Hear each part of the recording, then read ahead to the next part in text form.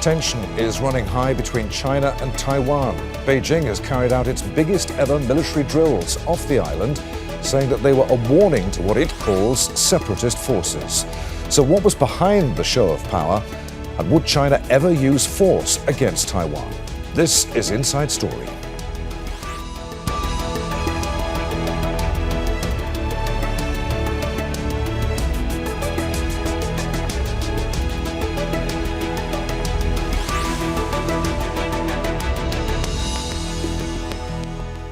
Hello, welcome to the program. I'm Adrian Finighan. More rockets have been launched as China continued its massive live-fire exercises off Taiwan. Beijing named the drills Justice Mission 2025, and they're widely seen as a show of force as China seeks to assert its claim that Taiwan is part of its sovereign territory. Since 1949, successive Chinese leaders have made it clear that military action would be used to seize the island. This time, the drills come on the heels of an $11 billion arms deal between the United States and Taiwan. And although the US wasn't mentioned, Beijing called the drills a stern warning to external forces. So, can the tension be contained? We'll discuss all that with our guests in just a moment. But first, Imogen Kimber reports. Live fire during Chinese military manoeuvres off the coast of Taiwan. These are the largest military drills China has ever carried out around the Pacific island. It follows the US announcing one of its biggest sales of military equipment to Taiwan, worth around $11 billion. Beijing says it's sending a stern warning to Taiwan against any attempts towards separatism and seeking independence by force. In response to the large-scale US arms sales to Taiwan, we must, of course, resolutely oppose and forcefully counter them. Taiwan says the drills violate international norms and pose a threat to peace. These actions not only undermine cross-strait peace, but also threaten peace in the Indo-Pacific and global prosperity. China has been increasing its displays of military might for years, but has recently intensified them. Achieving total reunification of the motherland is in accordance with safeguarding national sovereignty and territorial integrity, and is a historical mission we must accomplish. China occupied Taiwan from the 17th century, but ceded control to Japan at the end of the 19th. After Japan's defeat by Allied forces in World War II and takeover of control of China by the People's Communist Party, neither were in control of the island after 1949. US policy states that it will defend Taiwan. However, US President Donald Trump says he is not concerned by the latest developments. Great relationship with President Xi, and he hasn't told me anything about it. I certainly have seen it, but he hasn't told me anything about it, and I don't believe he's going to be doing it. Nothing worries me. Nothing. The US support for Taiwan angers China, and it's sanctioned around 30 US firms and individuals involved in the recent arms sales. But Taiwan is not the Americans' only ally in the Pacific. The US has a network of agreements with other states there. So if China did launch a bid to take Taiwan, the repercussions could potentially be far-reaching. Imogen Kimber, Al Jazeera for Inside Story.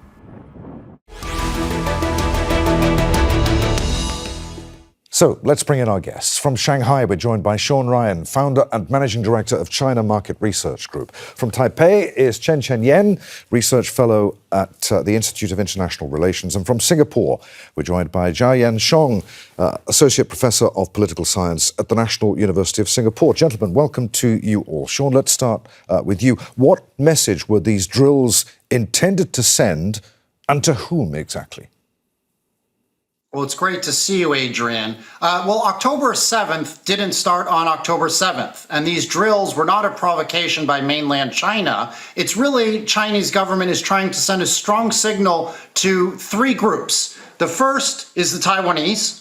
Second, and perhaps most importantly, is the new Prime Minister of Japan, Takaichi, who has taken a very warlike, aggressive stance towards China's rise and has said that Japan will consider Taiwan to be a national security issue if there is armed aggression between Taiwan and China, and that Japan would have to get involved. You have to remember, Japan is doubling its military budget over the next 5 years. People within the prime minister's office have said that Japan should rearm with nuclear weapons. And then the third group that the Chinese government is trying to warn is Donald Trump and the Americans, saying, you know what? It's not good that you sold $11 billion worth of arms to Taiwan. We're not going to allow you to contain China's economic growth and impinge on China's sovereignty. So it's really three groups, Adrian, that China has launched such a large, blockade, naval exercises against Taiwan over the last 2 days, because China feels that it's being oppressed and that the Americans and the Japanese are bullying China, which I agree, I think they are. And so China's going to say, we're not going to be bullied. We're not going to go back to the World War II era. We're not going to go back to Imperial China era, where the Western powers and Japan, really hurt China and impoverish them and caused tens of millions of people to die, Adrian. So China, I don't think wants war, but needed to show and send a very strong shot across the bow. Chen Yang in Taipei, what do you make of that? These are, the sixth round of large-scale military drills around Taiwan since 2022, when US House Speaker Nancy Pelosi visited the island. Was Taipei taken by surprise by the sheer scale of these military drills? Well, I think we are surprised. This is at the end of the year. We are, reaching out to 2026, and people always worry about 2027 or 2035 or even 2049.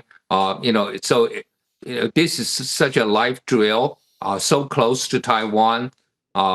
Before 2027, at the end of 2025, yes, that was a surprise. But just like Shaun mentioned, it is not a surprise when you see Japanese Prime Minister Sanae Takaishi's comments about Taiwan contingency, which Taiwan is really doesn't even have diplomatic relation with Japan.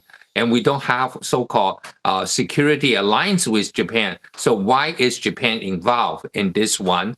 And that's why China is very sensitive to Takaichi's comments. And also, we have purchased weapons. We have procured weapons from the U.S. in the past. Yes, China, every time China protests. But this is the first time it react with a strong military exercise. So that was a little bit surprise to us. But, overall, I think we are not surprised, because since you mentioned Pelosi's visit, this exercise around Taiwan's water, around Taiwan's territorial water or airspace have been tightened and tightened.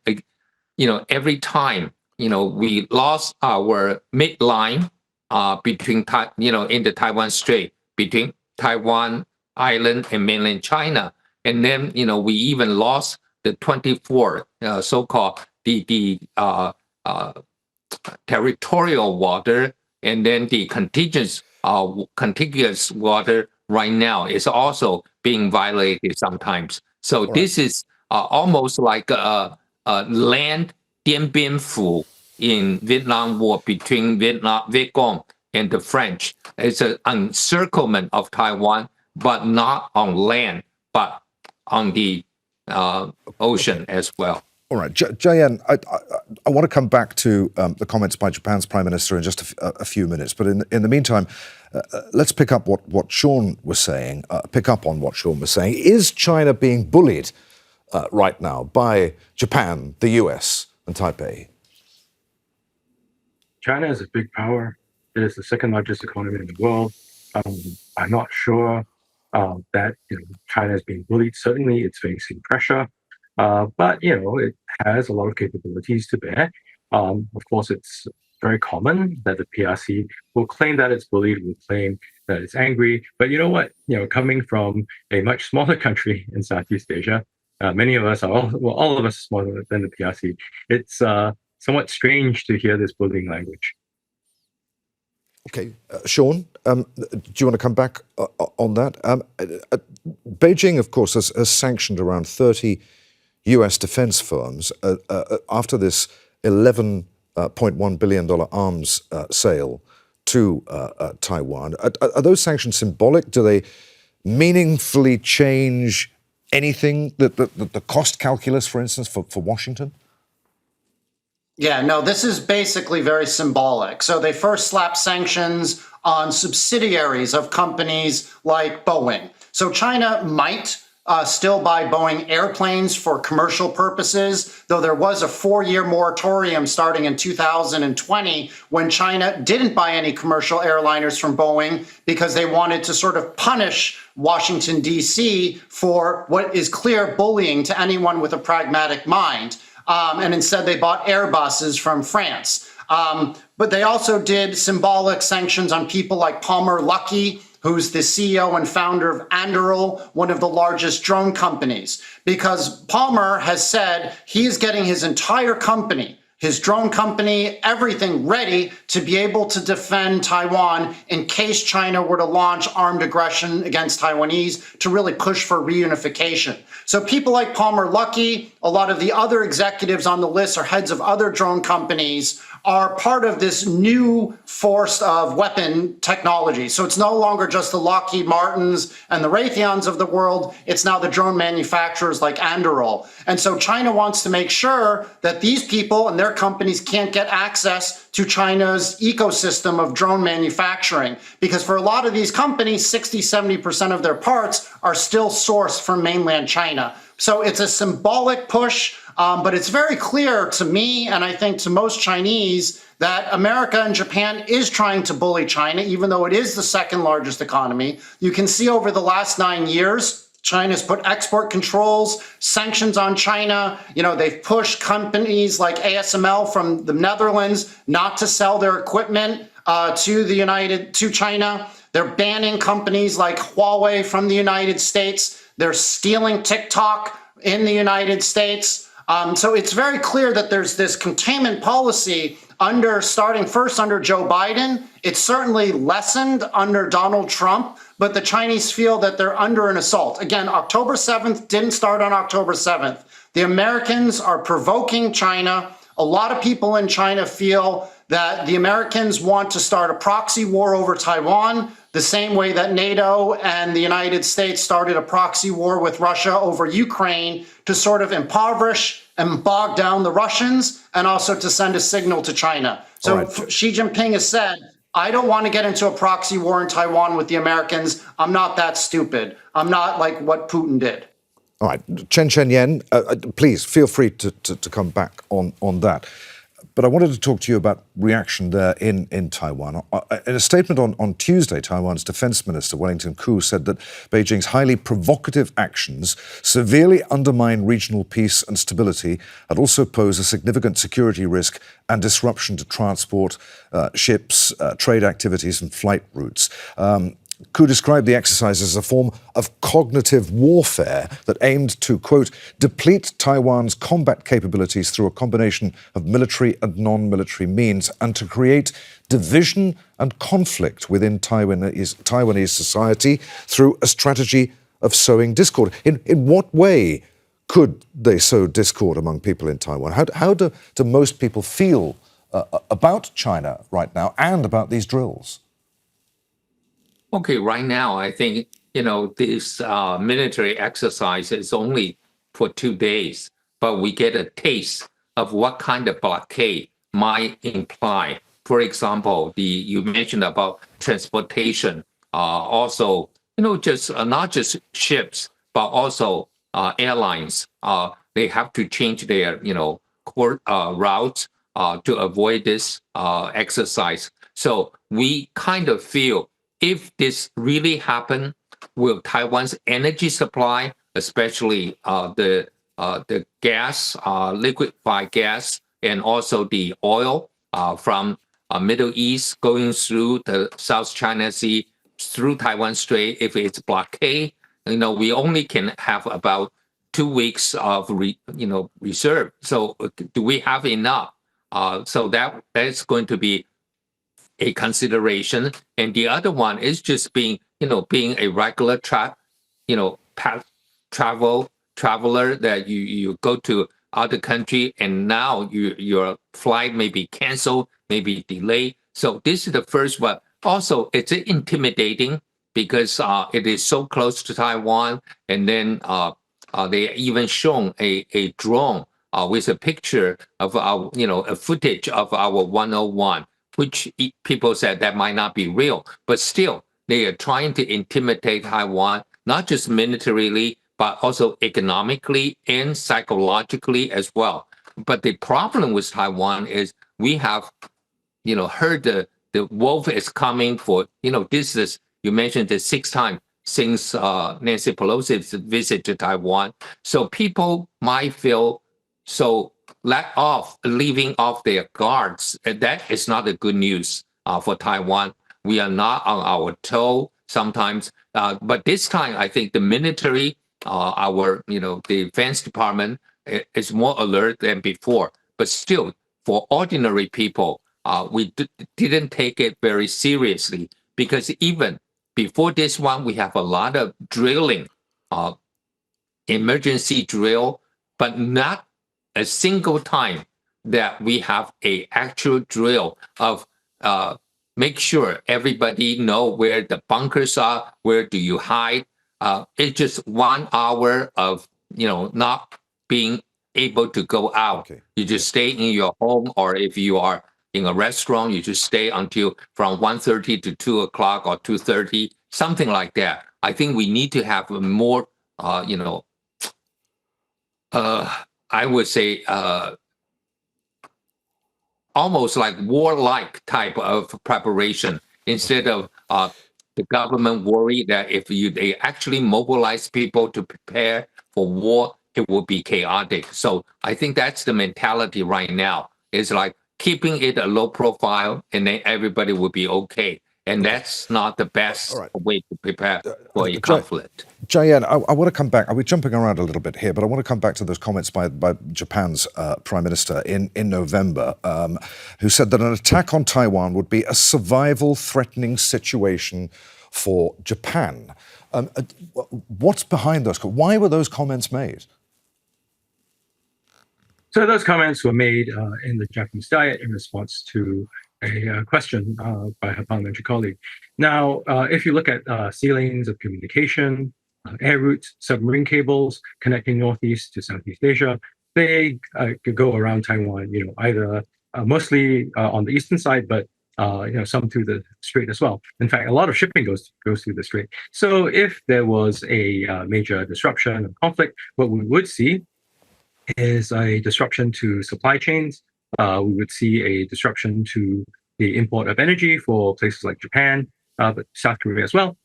We would see disruption of air traffic and potentially the submarine cables coming under threat from one side or the other.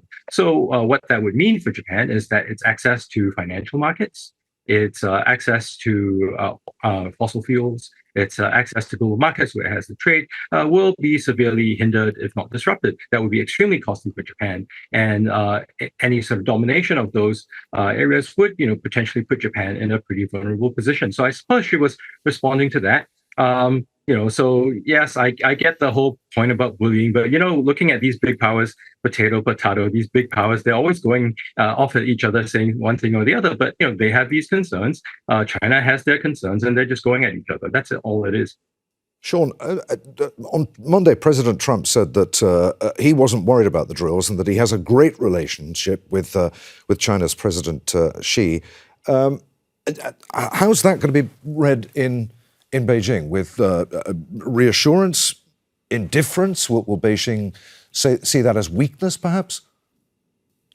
It's reassurance that Trump is changing his playbook, right? It was very clear under the Biden regime that Joe Biden would defend Taiwan and was trying to contain China with sort of the high fences strategy. I mean, that was very clear that it was a George Kennan 2.0 contain China.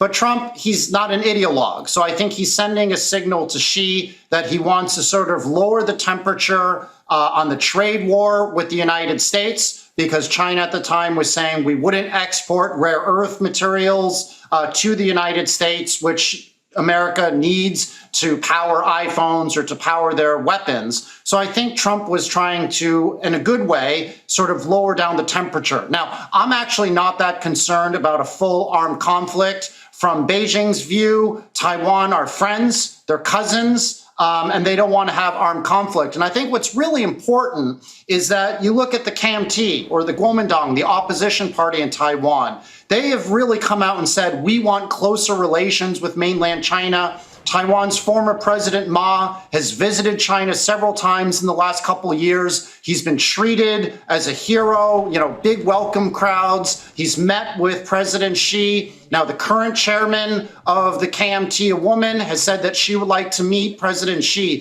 So I think China will bide its time. It's going to show armed aggression and a muscular power through these exercises, again, to warn the DPP, warn Japan, and warn America not to go too far, not to cross a red line. But at the end of the day, I think China wants to reintegrate peacefully and reunify peacefully by hoping that the KMT wins the next presidential election in a couple years and can try to merge through a one country, two systems like they've done with Hong Kong. So I'm kind of aligned with Trump. I'm not that scared. As your other guest said, that you have these sort of exercises 6 times in the last couple years. Nothing has ever happened. People become complacent because I think the reality is if you're on the ground, neither the Taiwanese nor the mainland Chinese want to have armed aggression. The big wild card is, would the Americans provoke something? That was my fear with Biden. I'm not so scared with Trump. Chen Yen, Shaun says he's not that scared. Taiwan, though, says that these drills, at the very least, risk a serious miscalculation. What would that look like in practice? How close are both sides, perhaps? You talk about the level of preparedness there in Taipei, but what would a miscalculation look like, and how close are both sides to it, given the frequency of these drills? Well, I think, we have been very restrained in terms of try to not to provoke, even when China was, having this exercise, maybe crossing the line, or we might, have some warning about them crossing the line, but nothing really aggressive from no aggression from Taiwan. So what I see is, in the past, people said China had a, timetable of 2027, but in 2025, this year earlier, the ruling party DPP started a big recall campaign and trying to, because they are the minority right now in the legislature, so they felt that a lot of agenda they want to implement cannot be carried through because they don't have the majority. They want to recall a lot, 32, we call the KMT legislators, but not a single one was successful. So it's almost like a response of Taiwan voters to Xi Jinping saying we hinge our hopes on the Taiwanese people, because before, if something happened, if the recall was successful and the KMT became a minority and DPP became majority, and then from Beijing's view is that the peaceful unification is no longer possible, and then the military preparedness should be ready there. And then anytime they feel it's ready, they might want to attack Taiwan. But right now, just like Shaun said earlier, maybe they can wait until 2028 when KMT might come back to power, which is not a sure thing right now. Okay. But still, it's a delay. At least I don't think 2027 is on timetable right now. It's at least beyond 2028.